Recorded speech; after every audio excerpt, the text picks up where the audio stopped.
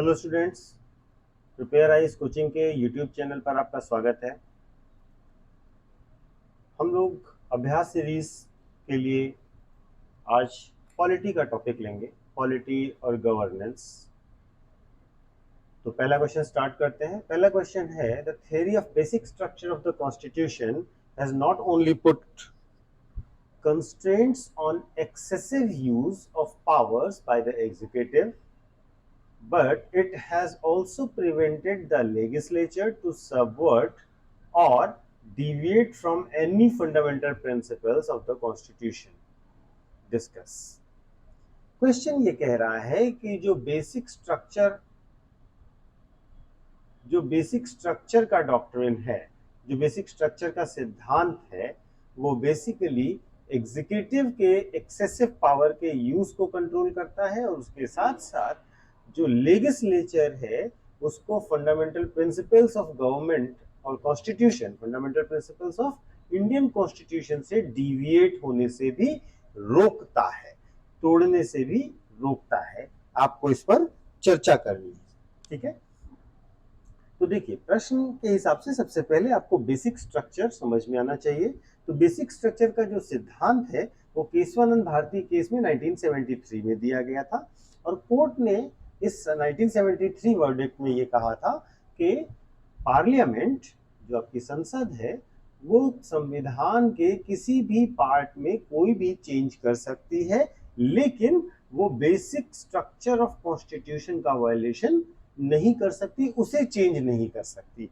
तो केवल एक चीज अल्टरेबल नहीं है और वो है बेसिक स्ट्रक्चर, बाकी हर एक चीज को कॉन्स्टिट्यूशन के हिसाब से अल्टर किया जा सकता है, ये कहा सुप्रीम कोर्ट ने, ठीक है। तो सुप्रीम कोर्ट ने ये तो कहा कि बेसिक स्ट्रक्चर के हिसाब से ही उसमें चेंजेस किए जा सकते हैं, लेकिन सुप्रीम कोर्ट ने डिफाइन नहीं किया कि what is basic structure, okay. और केवल इसको समय समय पर उन्होंने इंटरप्रिटेशंस के द्वारा बताया गया, निकाला गया, जैसे कि supremacy of constitution, secularism, sovereignty, democratic nature of Indian polity, principles of equality, independence of judiciary आदि, ठीक है। तो कई सारे जुडिशियल डिसीजंस में भी आप पाएंगे कि बेसिक स्ट्रक्चर को डिफाइन किया गया हो, बताया गया है। जैसे मंडल कमीशन केस और इंद्रासानी केस जिसको कहते हैं, उसमें रूल ऑफ लॉ की बात की गई थी। क्योतो होलाथन केस में free and fair election, sovereign and democratic structure की बात की गई है सर। मुंबई केस में फेडरलिज्म, सेकुलरिज्म, सोशल जस्टिस और जुडिशियल रिव्यू का पावर की बात की गई। इन सबको बेसिक स्ट्रक्चर माना गया। नागराज केस में प्रिंसिपल ऑफ इक्वालिटी को बेसिक स्ट्रक्चर माना गया। बद्रास बार एसोसिएशन केस में जुडिशियल रिव्यू और पावर ऑफ हाई कोर्ट को बेसिक स्ट्रक्चर माना गया। तो इस तरीके से अलग अलग केसेस में न्यायालय ने इसकी स्थापना की कि बेसिक स्ट्रक्चर में क्या क्या आएगा, ठीक है।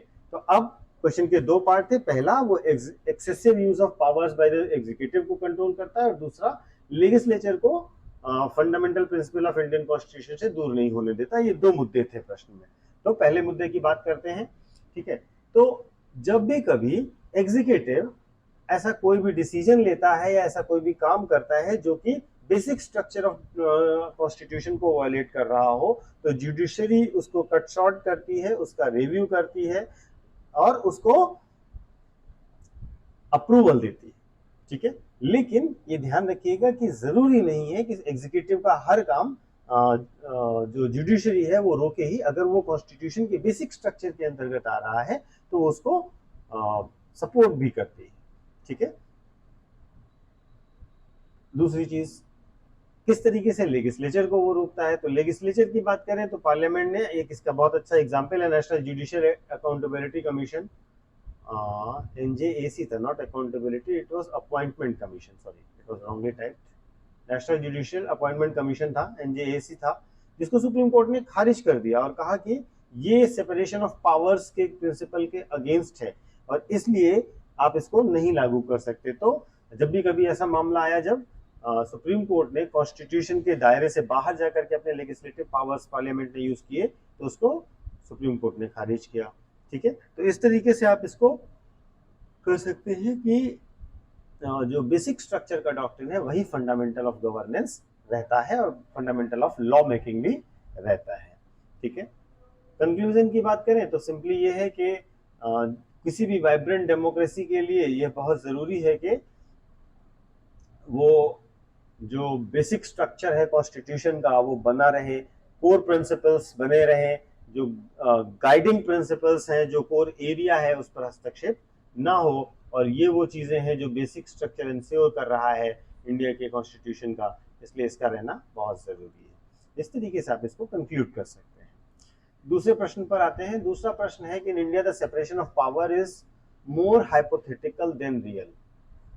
जो शक्ति का पृथक्करण है वो वास्तविक से अधिक काल्पनिक है। तो अगर आप इसको ध्यान से देखेंगे तो आप पाएंगे कि इस क्वेश्चन का हम लोगों ने पहले भी एक डिस्कशन कर रखा है और इस क्वेश्चन को एक दूसरे फॉर्म में आपने लिख रखा है, तो इसको हम केवल ओरली डिस्कस कर रहे हैं, इसको लिखना आपको है, ठीक है। तो इसमें सबसे पहले आप बताएंगे सेपरेशन ऑफ पावर का मतलब क्या है। सेपरेशन ऑफ पावर का क्या मतलब होता है? सेपरेशन ऑफ पावर का मतलब एग्जीक्यूटिव, जुडिशरी और लेजिस्लेचर तीनों अलग अलग हों।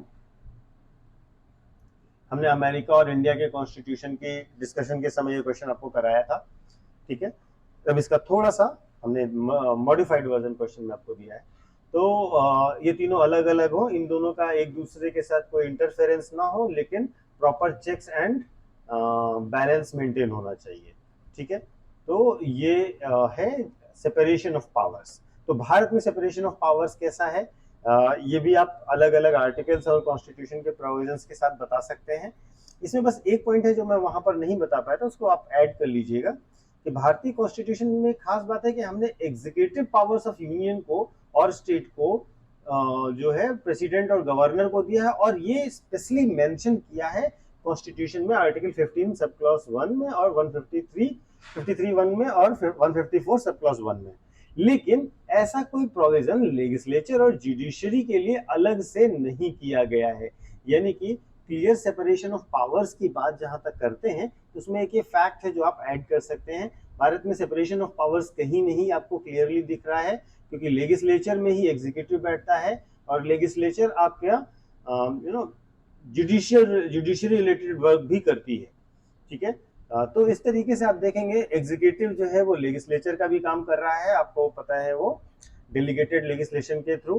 तो आप देखेंगे और एग्जीक्यूटिव में भी कुछ जुडिशरी के फंक्शन इंक्लूडेड है। तो अब आप देखेंगे तो ऐसा कुछ नहीं है जो बहुत सेपरेशन ऑफ पावर जैसा कुछ भारत में हो। तो इसीलिए इस प्रश्न में ये पूछा गया है कि ये बेसिकली काल्पनिक अधिक है, वास्तविक कम है, ठीक है। तो इस तरीके से आप इसको जस्टिफाई कर सकते हैं। क्योंकि इस क्वेश्चन को हम लोग पहले कर चुके हैं, केवल इसमें पॉइंट ऐड करना था और थोड़ा सा क्वेश्चन का नेचर चेंज करना था, तो इस वजह से हमने आपको ये क्वेश्चन दिया। इसको आप खुद से करेंगे और अगर कोई डाउट होता है तो आप जरूर मुझसे पूछेंगे, ठीक है। तो थैंक यू सो मच।